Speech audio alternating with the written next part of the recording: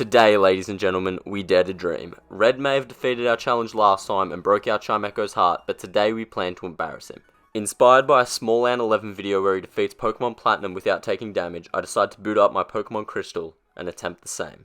We leave New Bark Town with the Cyndaquil and head west toward Cherry Grove before deciding to hunt around in the grass before getting there. There is a 5% chance that we run into a level 3 Hoppip that only knows Splash. These level 3 Hoppips are important because they can only use Splash. Splash does 0 damage. You can probably see where I'm going with this. So we decide to knock out 14 Hoppips and a Rattata that luckily uses Tail Whip instead of Tackle, before deciding that we're ready to take on the rival. Ideally, we want to be overleveled enough to one-shot Totodile. We tactically save the game in case we need a reset and enter the battle. Totodile uses a Leer for its first attack, however it uses Scratch for its second attack, causing us to reset the game for the first time. I decide to go back to the Hoppips and train Cyndaquil to level 12. Why level 12? So it learns Ember, and Ember enables us to one-shot a lot of the wild Pokemon in the area, so that way we're not relying on the 5% chance that we encounter a Hoppip. Cyndaquil hits level 15 there, where it evolves into QUILAVA, and I go back and face the rival again. QUILAVA can't one-hit KO Totodile, however all we're relying on is the 50% chance that Totodile uses Leer. Luckily for us, it does, and we chalk up the first of hopefully many victories in this run. We crush Joey and Mikey with ease and head toward the Sprout Tower. The trainers in the tower are pretty easy as they predominantly use BELLSPROUT. The Sage at the top of the tower that gives you Flash unfortunately has a Hoot that decides it wants to ruin our day and use Tackle. 3 times. I decide that I'm sick of not one-hit KOing this Hoot, so we visit the Ruins of Elf and EEVEE train on the Unknown there. You heard that correctly. We're EEVEE training our QUILAVA for a Hoot. Unknown have an EEVEE yield of 1 attack and 1 special attack, which are the only important stats that we need other than speed. After hitting level 20, we decide to revisit the Sage, only for Hoot to use Foresight instead of Tackle. We win, but you can imagine I wasn't very happy about this. So I decided to take out my frustration on Faulkner. We crush him, obtain the Zephyr Badge, and then acquire the Miracle Seed from this man south of Violet City. The Miracle Seed is then given to a BELLSPROUT that I catch. BELLSPROUT is caught mainly because of the rival's Croconaw. They have similar base speed, so I'm hoping that BELLSPROUT should be able to KO Croconaw in Azalea Town. This hiker misses a low kick that would have forced me to reset, and we clear out the Slowpoke well. The level 14 Coughing that I was worried about decided to miss its Smog attack, and we win the battle. We've been pretty lucky so far. Next up is Bugsy, but his Scyther decides to survive an Ember and hit back with Fury Cutter of its own, forcing us to reset the game again. I think I count 7 up to this point, but I definitely lose count later in the run. I decide to go back and continue QUILAVA's training at the Unknowns before rematching with Bugsy. The second time around, our level 27 QUILAVA's Ember decides to one-hit Scyther, and we win. We get the Hive Badge as our reward. I evolve BELLSPROUT to WEEPINBELL in anticipation for the second battle with the rival. It works a charm, although Croconaw decides to use Leer instead of Bite. QUILAVA learns Flame Wheel, and I attempt to catch an Abra. It doesn't go so well. Whitney is usually a menace with her Rolling Cow. However, if her Rolling Cow can never get going, it can never do damage to me. So that's exactly what we do. It's a pretty good strategy if I do say so myself. I decide to get the EEVEE from Bill. Its purpose will be made apparent to you very soon. In the meanwhile, however, enjoy our third battle with Silver, where we employ the exact same strategy as we did last time, and win again. The 3 dogs come to life, and I finally get EEVEE to level 30 for it to learn Bite. Seeing as the only moves Morty's Pokemon can land on EEVEE are Hypnosis, Dream Eater, Curse, and Mean Look, I think we're in safe hands. In fact, Curse actually hits EEVEE, so I switch to QUILAVA, who gets hit with Hypnosis, so I switch back to EEVEE, expecting Dream Eater, which wins us the battle. 3 billion IQ move, I know.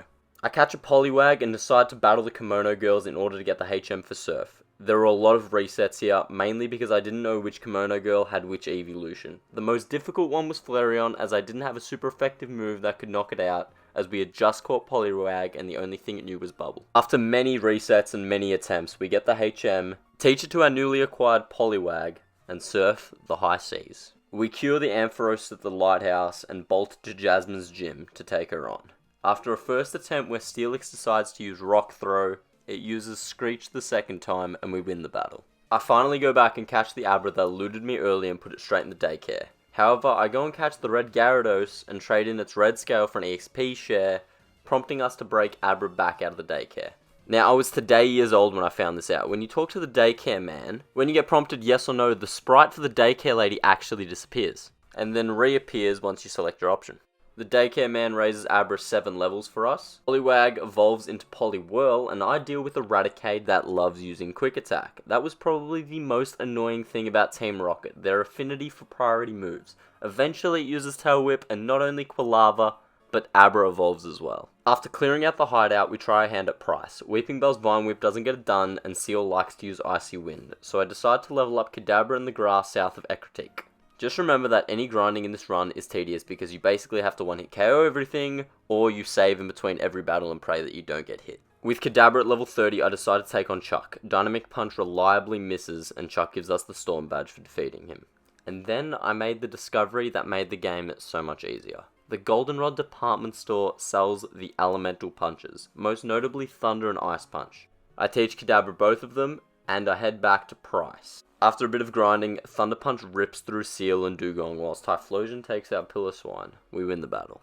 Kadabra destroys the Rocket Executive 6 coughing, and we battle Silver again. Kadabra and TYPHLOSION combine like LeBron James and Anthony Davis in this battle. The two-man game was insane. The final Rocket Executive's Houndoom survives a surf and gets a feint attack off, forcing another reset. On our next attempt, I opt for Kadabra's Thunder Punch, which gets a critical hit. We win the battle, and I actually remember to get the HM for Waterfall whilst I was in the Ice Path. We go and visit Claire, and although her Dragonairs don't stand a chance against Kadabra's Ice Punch, her Kingdra puts up more than just a fight. And Kingdra also refuses to use Smokescreen at this point in the battle. It uses literally everything else. It's quite frustrating, but we reset a lot of times. Whilst I was training Kadabra, this fisherman hit my line and gave me a Waterstone, which enabled us to turn our Poliwhirl into a Poliwrath. Poliwrath's going to be very important later, you'll see. We finally catch a break with Claire as her Kingdra finally uses Smokescreen and we get our Rising Badge. We fall into the river in Lego City and await the rescue helicopter. Hey! We strut into Victory Road, where we are met at the end of the cave by Silver. Our strategy for Silver is the exact same as last time. Kadabra and TYPHLOSION carry the rest of the team on their backs for another victory. Although everything is fairly underleveled except for Kadabra, I decided to take on the League anyways. Kadabra does most of the heavy lifting in the first two battles, taking out Will and Koga easily. Now usually Chuck is the definition of a pushover. However, his Hitmonchan likes using Mark Punch, which is a priority move. I noticed that Hitmonchan uses Thunder Punch and not Mark Punch against Poliwrath, so I decide to use Hypnosis. However, Poliwrath has to actually outspeed Hitmonchan in order for Hypnosis to work, and it does, and we win the battle. Now here's where it really gets difficult.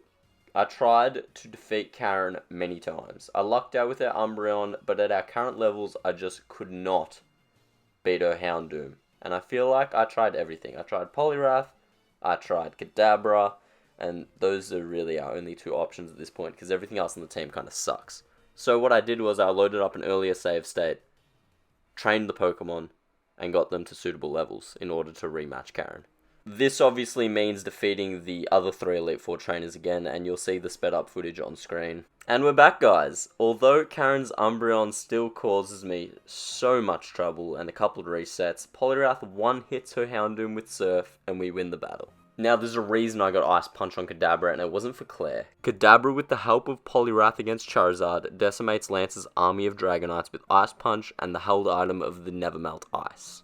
But we're not done yet. We travel via boat to Kanto, foil this Team Rocket weirdo, finally evolve EEVEE into Umbreon, catch a Diglett, evolve it into DUGTRIO, and defeat the Kanto gym leaders. The only reset was at the hands of LT Surge, whose Raichu uses Quick Attack, until we faced Blue. Blue's Pokemon stood no challenge against ours until his Arcanine reared its head into battle. As his last Pokemon, it was crushing, seeing Arcanine either use extreme speed or survive. So I decided to level DUGTRIO to the point where it would one-hit KO Arcanine with Earthquake.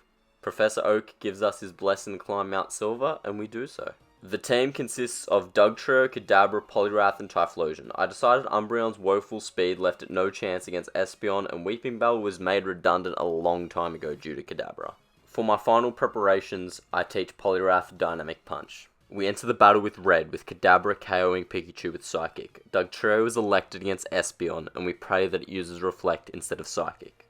Venusaur likes using Solar Beam, so it's anyone's guess out of Kadabra or TYPHLOSION.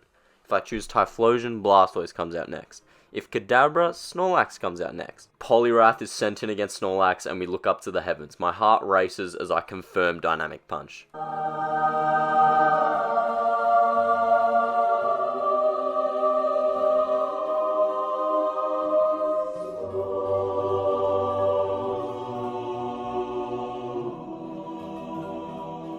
Our prayers are answered. I leave in Poliwrath to deal with Charizard, and to my horror, Charizard outspeeds it and uses Wing Attack. Charizard has 100 base speed compared to Poliwrath's 70, so it really shouldn't come as a surprise to anyone, unless you're the idiot making this video. We go again. The move that gave us all the hope in the world decides to miss twice in a row against Snorlax. It's cruel. In fact, all the hurdles of the battle are as follows. Espeon needs to use Reflect instead of Psychic, Blastoise needs to use Rain Dance instead of Surf or Whirlpool, Dynamic Punch needs to actually land, and Snorlax doesn't land a Body Slam after being confused.